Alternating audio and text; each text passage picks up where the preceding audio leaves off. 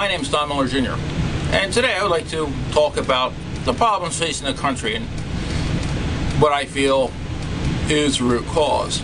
But before I do that, I want to read some comments from three very illustrious gentlemen who helped form the ideals of this country. Two of them were founding fathers and the other one occurred a little later.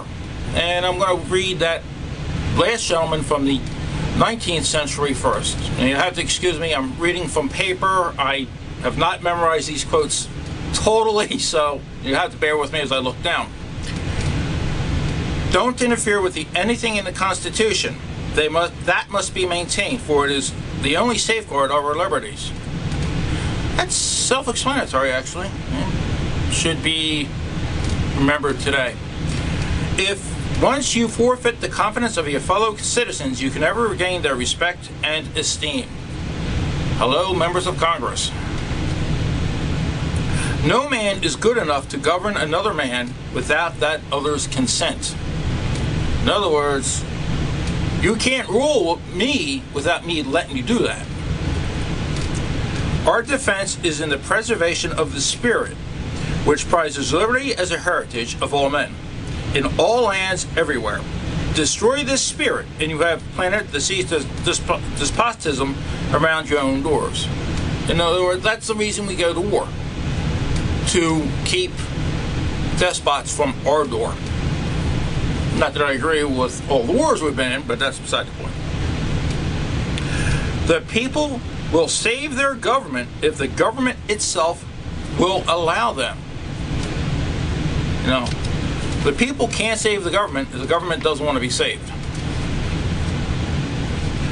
Government of the people, by the people, for the people, shall not perish from the earth. It's one of this man's most famous quotes.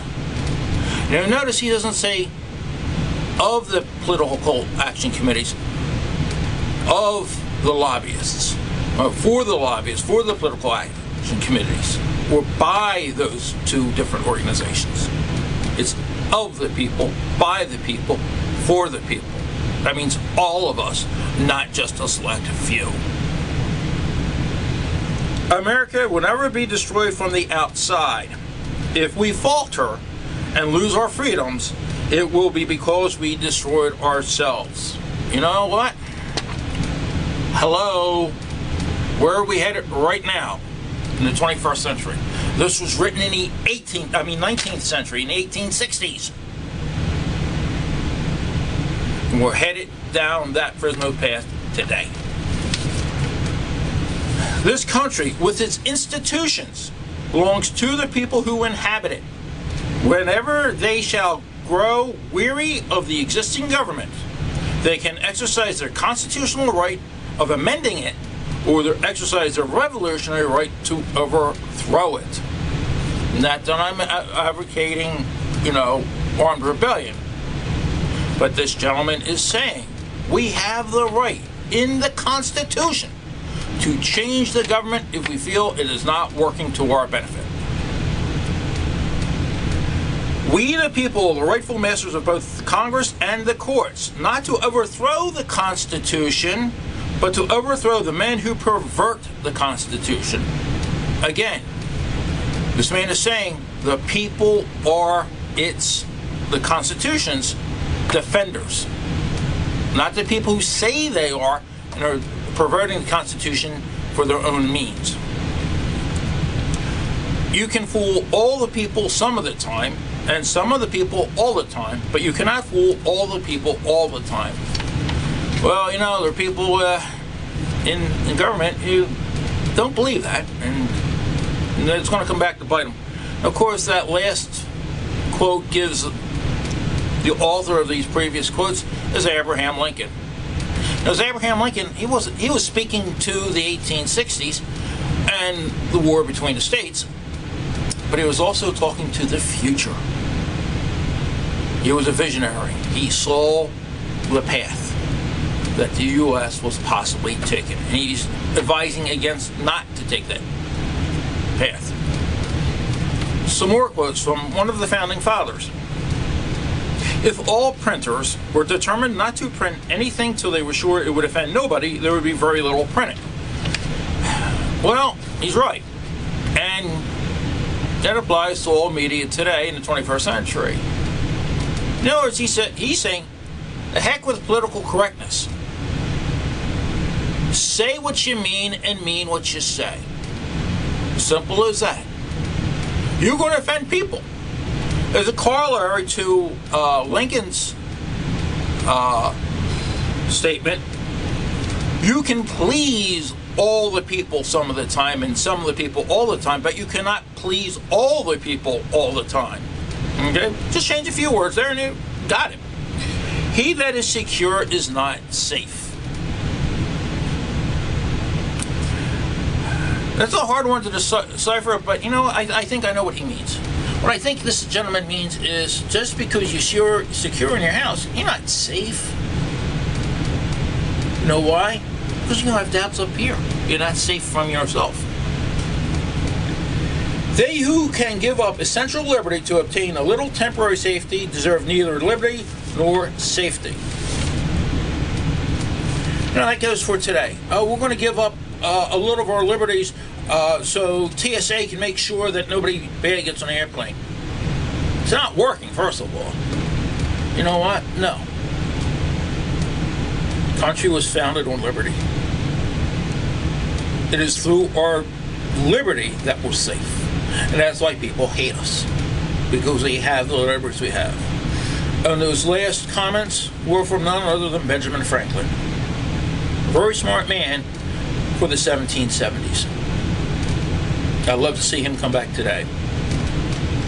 And some more final quotes from another founding father who also happened to be a president. A Bill of Rights is what the people are entitled against every government, and what no just government should refuse or rest on inference. In other words, don't take away the Bill of Rights. You cannot refuse us those Bill of Rights, that Bill of Rights. And this goes against with gun control. And this gentleman, which I cited on my notes here, said a strong government can give up a standing army if all of its populace is armed. That's a paraphrase there. A wise and frugal government which shall leave men free to regulate their own pursuits of industry and improvement, and shall not take from the mouth of labor the bread it has earned. This is a sum of good government. It means let people do what they want as far as working, as far as whatever businesses they want to start. Don't interfere. Let the people do as they please, within reason. All tyranny needs to gain a foothold is for people of good conscience to remain silent. Well, that's going on today. People are saying, I don't like what the government's doing. It's wrong. But I'm just one voice, so I'm going to remain silent. Well, there's a thing called a silent majority. And guess what? If you don't speak up, tyranny says, oh, nobody's opposing us. By the time we realize what's going on, it's too late. Educate and inform the whole mass of the people. There are only sure reliance for the preservation of our liberty. Self-explanatory. Educate. Education is the key. Enlighten the people generally, and tyranny and oppression of the body and mind will vanish like evil spirits at the dawn of day. Again, he's telling us how to avoid tyranny. This one is really amazing. Every government degenerates when trusted to the rulers of the people alone. The people themselves are its only safe depositories. In other words, the rulers have to listen to the people, and the people should have to make sure the rulers are listening to them. Experience hath shown that even under the best of forms of government, those entrusted with power have, in time and by slow operations, perverted it into tyranny. It's happening today. It is. I mean, they might mean well, but it's going downhill. I hope we shall crush in its birth the aristocracy of our moneyed corporations which dare already to challenge our government to a trial by strength and bid defiance to the laws of our country. That was written in the 1770s. That was written in the latter half of the 18th century. And it's speaking today to us in the beginning of the 21st century. This gentleman was worried about the companies, big corporations taking over the U.S. Right after the U.S. was formed, he was worried about it. And rightfully so, in my opinion. I know of no safe depository of the ultimate powers of the society but the people themselves. And if we think them not enlightened enough to exercise their control with a wholesome discretion, the remedy is not to take it from them, but to inform their discretion. In other words, again, education is the key. This gentleman was big on education. I predict the future happiness for Americans if they can prevent the government from wasting the labors of the people under the pretense of taking care of them. That's happening today.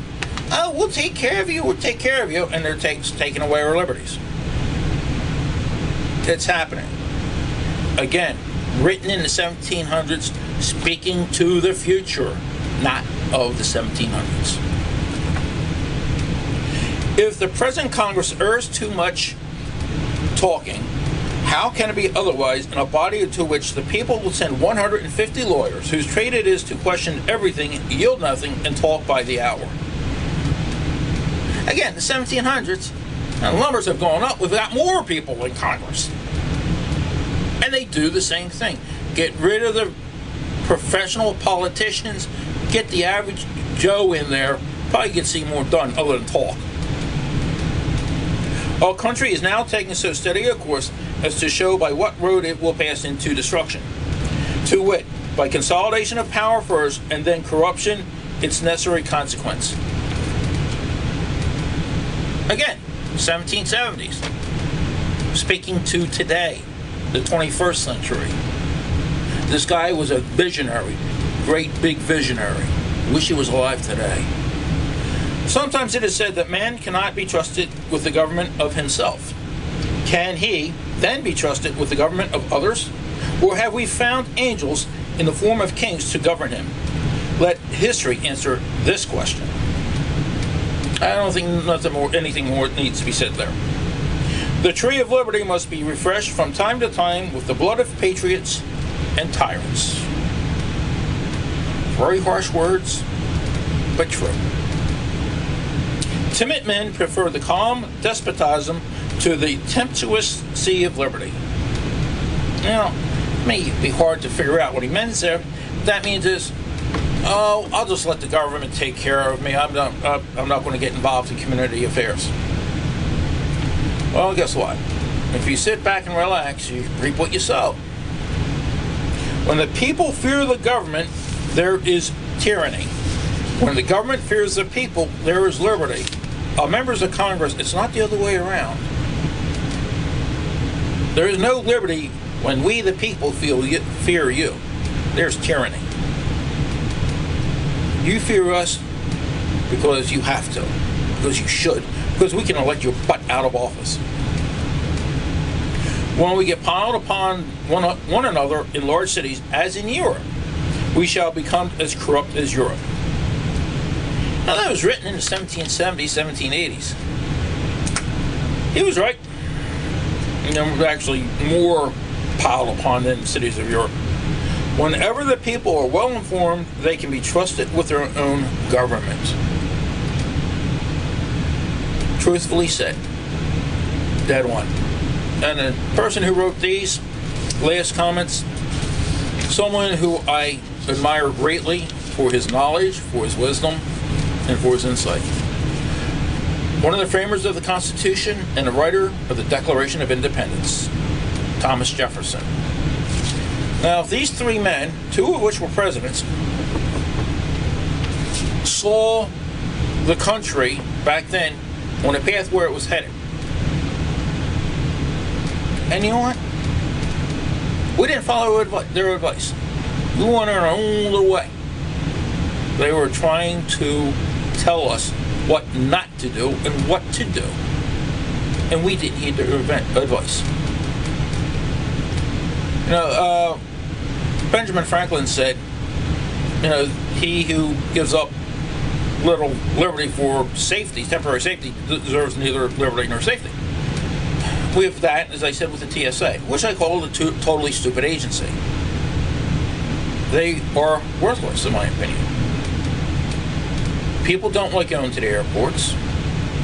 These people who are employed by the TSA, and not all of them, I'm not going to print, but some of them, take it upon themselves to rifle through your luggage. Oh, I don't have that particular laptop. Oh, that looks like a nice camera. Oh, I can get money for this ring on eBay. You think I'm kidding? Read the news. If they break something while rifling through your luggage, they're not held responsible. Now, excuse me. I feel that's totally wrong. They should be held responsible. But they've got this attitude that they can do no wrong. They're better than everybody else. Well, they got their butts handed to them one day, got taken down a notch, thanks to Amtrak Police Chief John O'Connor, when they threw them off the Amtrak property for trying to use the Gestapo tactics. Can't think of any other word to compare it to, when they were messing around down in Savannah, Georgia. Now, that leads me to today and the deficit ceiling. As Jefferson pointed out, all they do is talk. What they should have done was 4 months ago, 5 months ago, when they saw that there was a possibility that we could have a problem in August about the deficit ceiling, they should have been acting then. Not wait till a month or so before the deficit ceiling was going to be hit. Because then they get all confused, they don't know what to do. And then it's finger pointing, well, you should have done this, no, you should have done that, la da da da da. Well, guess what? Nothing gets done. So stop talking and do the people's business. Not the Political Action Committee's business, not the lobbyists' business, excuse me, but the people who elected you, the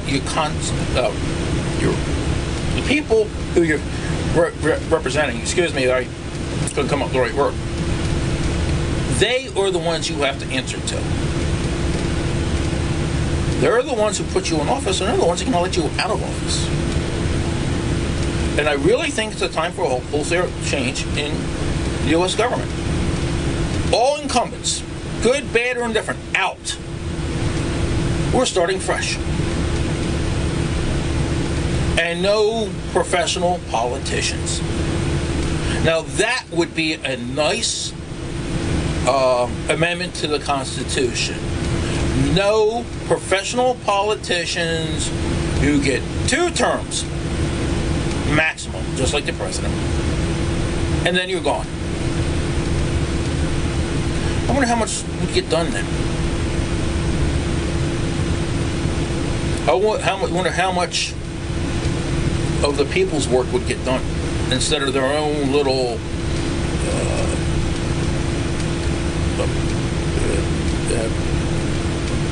wishful thinking ideas, for lack of a better term. Of course, you get a lot of bad laws, I'm sure. It has its downside. I understand that. But get rid of the professional politician, because that's all they know. Get a guy who spends a couple of years running his own business. Put him in and saying, okay, we got to balance the budget. How do we balance the budget? You wouldn't need a constitutional amendment on that. He would say, we want to balance the budget this way. So that's the way I think it is. It's time for a wholesale change in Washington. A definite radical change of the politicians, the mindset in D.C. Abraham Lincoln said it best. A government of the people, by the people, for the people shall not perish from the face of the earth. It's the people, stupid. Not your little friend over here or over here who's paying you $500,000 on the sly. It's the people who put you in office that deserves your full and undivided attention. If you do not and cannot understand that, then it is time for you to get out of office. Resign now. I'm not advocating revolution. I'm not advocating anarchy. What I'm advocating is getting back to the people's business and the basis of the U.S. Constitution that was laid down for the people of the United States, and not a selected few who thinks them better than everybody else. Thank you for your time.